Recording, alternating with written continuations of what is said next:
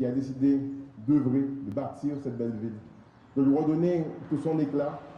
Vendredi, nous parlions de Capesterre-Belle-Eau, la Vaillante, et c'est en ce sens que cette génération qui nous incarne doit pouvoir reprendre le flambeau et surtout se tourner vers demain.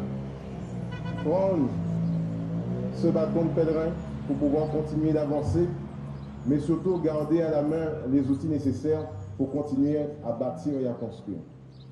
Et c'est en cela que je me dois, au début de mon propos, de revenir quand même sur une polémique que vous avez tous entendue et qui, je ne dirais pas, m'affecte et même me touche. Pourquoi? Parce que je suis de ceux qui évitent d'hausser le ton ou d'user de mots qui pourraient blesser l'autre, tant je tiens au respect qui est le mien. Si un pas qu'à choquer, c'est pour pas choquer moi. Ça fait partie aussi de l'éducation qui m'a été donnée. Et je voudrais simplement refaire la genèse de ce moment qui nous réunit ce matin, quand déjà en 2024, nous parlions donc de l'avènement de ce mur des noms pour représenter la communauté indienne, donc les Indiens engagés. Vous rappellerez bien du discours que j'ai tenu quand nous avons fait cette cérémonie pour les afro-descendants affranchis après l'abolition de l'esclavage.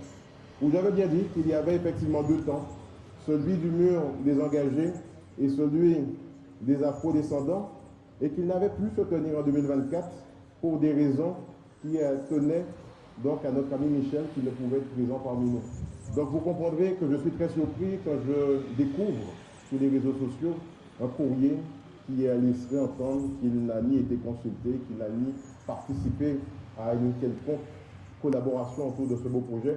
Alors que si nous sommes tous là ce matin et que nous pouvons remercier les amis venus de toute la Guadeloupe, c'est bien parce que nous avons voulu prendre le temps d'échanger et surtout de partager ce respect dû à chacun, ce respect dû au culte de l'autre, pour que nous puissions offrir maintenant ce lieu de transmission aux Capestériens et aux Guadeloupéens. Et puis vous me permettrez, avant de refermer cette parenthèse, j'ai envie de dire douloureuse, quand sur ce même courrier, on voit qu'il est noté qu'il devait être prévu cette cérémonie le 17 et non pas le 25. Donc si il a pu se permettre des choses là, c'est bien parce qu'il y a eu une discussion qui devait avoir lieu le 17. Et là, vous m'excuserez de n'avoir pas pu être présent ce 17, mais d'avoir validé avec lui cette date du 25. Donc je laisserai Michel à cette turpitude, mais vous me connaissez, tel Saint François d'Assise, voulant semer autour de moi l'amour et le rassemblement, je préfère faire de ce lieu de mémoire un lieu qui rassemble les Capestériens, qui rassemble les Guadeloupéens autour de leur histoire, et bien naturellement, à un moment ou l'autre, je trouverai ce temps nécessaire pour pouvoir me retrouver avec Michel et comprendre ce qui s'est passé. Mais passé cela, une histoire, il y avait eu un point de départ. L'an dernier, sur ce mur des noms, j'ai pu retrouver dessus Courtois Narcisse, qui a été le premier donc des affranchis à porter ce nom de famille. Et au travers donc, des recherches qui ont été faites donc, par Daniel Minacci, dont je tiens à saluer donc, ce beau travail, j'ai pu aussi donc, retrouver Manjari, fille de Mourti, qui s'avère donc être l'aïeule de ma grand-mère Mirette. Et ça m'a aussi fait plaisir de pouvoir me retrouver sur ce coin de la table avec ma mère Nadia pour la voir maintenant sourire à chaque fois qu'elle a retrouvé les noms de cet arbre généalogique, donc lui permettant donc, de retrouver des oncles, des grands-oncles. C'est cela que nous avons voulu donc magnifier ce matin.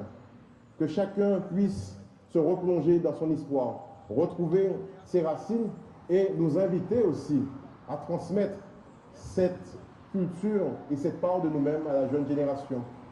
Il est vrai que quand Joël Beaujean a envisagé donc, ce site, il ne l'a pas fait par hasard, à l'entrée du centre-ville, pour que ce soit visible de tous, mais surtout, vous le noterez, à côté d'une école, l'école Joliot-Curie. Et c'est aussi en ce sens que Daniel Minacci l'a dit, les travaux que nous avons initiés, donc depuis déjà 2023, pour retrouver des noms, pour asseoir ce beau mur, pour que nous soyons le plus fidèles à l'histoire, n'est qu'un point d'étape, où nous avons effectivement, sur cette première tranche, les noms donc, des premiers affranchis capestériens, les premiers engagés arrivés à Capesterre-Belle-Eau, et puis nous allons poursuivre d'ici à l'année prochaine et à l'année suivante, à pouvoir présenter toutes celles et ceux qui sont arrivés sur ce bateau il y a maintenant 170 ans. Parce que nous voulons que Capesterre-Belle-Eau puisse être aussi ce porte-drapeau de l'histoire, celle qui a été la nôtre, celle qui a fait cette belle ville. Se rappeler aussi qu'il y a, et je le salue de sa présence, Jean-Yves Ramassamy, son papa, qui aura été le premier à tenir donc une cérémonie ici à Capesterre-Belle-Eau. Ils auront été à l'initiative aussi de la création du temple hindou de Changi, le premier en Guadeloupe, le plus grand aujourd'hui en Guadeloupe. C'est ça notre patrimoine, celui que nous devons partager tous et celui qui doit nous venir, qui a décidé d'œuvrer, de bâtir cette belle ville, de lui redonner tout son éclat. Vendredi, nous parlions de Capesterre-Belle-Eau, la Vaillante, et c'est en ce sens que cette génération qui nous incarne doit pouvoir reprendre le flambeau et surtout se tourner vers demain. Prendre ce bâton de pèlerin pour pouvoir continuer d'avancer, mais surtout garder à la main les outils nécessaires pour continuer à bâtir et à construire. Et c'est en cela que je me dois, au début de mon propos, de revenir quand même sur une polémique que vous avez tous entendue et qui, je ne dirais pas, m'affecte et même me touche. Pourquoi? Parce que je suis de ceux qui évitent d'hausser le ton ou d'user de mots qui pourraient blesser l'autre, tant je tiens au respect qui est le mien. S'il n'y a pas qu'à choquer, c'est pour pas choquer moi. Ça fait partie aussi de l'éducation qui m'a été donnée.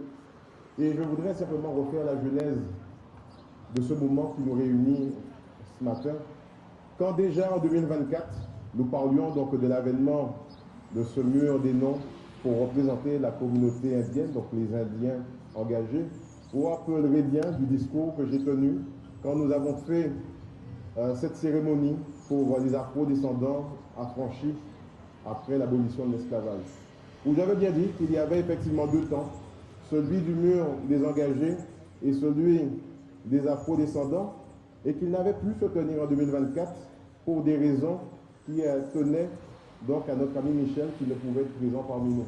Donc vous comprendrez que je suis très surpris quand je découvre sur les réseaux sociaux un courrier qui laisserait entendre qu'il n'a ni été consulté, qu'il n'a ni participé à une quelconque collaboration autour de ce beau projet.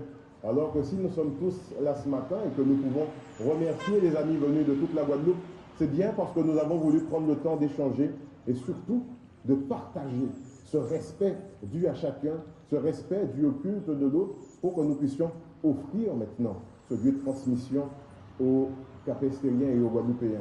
Et puis je me permettrai, avant de refermer cette parenthèse, j'ai envie de dire douloureuse, quand sur ce même courrier, on voit qu'il est noté qu'il devait être prévu cette cérémonie le 17 et non pas le 25.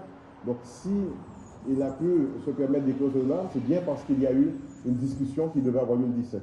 Et là, vous m'excuserez de n'avoir pas pu être présent ce 17, mais d'avoir validé avec lui cette date du 25. Donc je laisserai Michel à cette opitude, mais vous me connaissez, tel Saint François d'Assise, voulant semer autour de moi l'amour et le rassemblement, je préfère faire de ce lieu de mémoire un lieu qui rassemble les Capestériens, qui rassemble les Guadeloupéens autour de leur histoire, et bien naturellement, à un moment ou l'autre, je trouverai ce temps nécessaire pour pouvoir me retrouver avec Michel et comprendre ce qui s'est passé.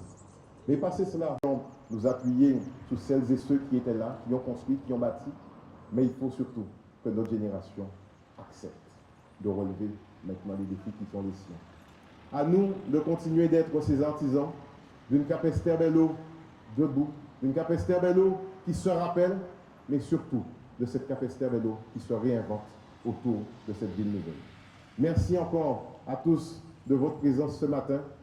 Elle est forte pour nous en symbole et ensemble, nous allons continuer à avancer pour y donner tout son sens et surtout qu'on se rappelle bien que Capesterre, c'est de toutes et que la Guadeloupe, c'est de toutes.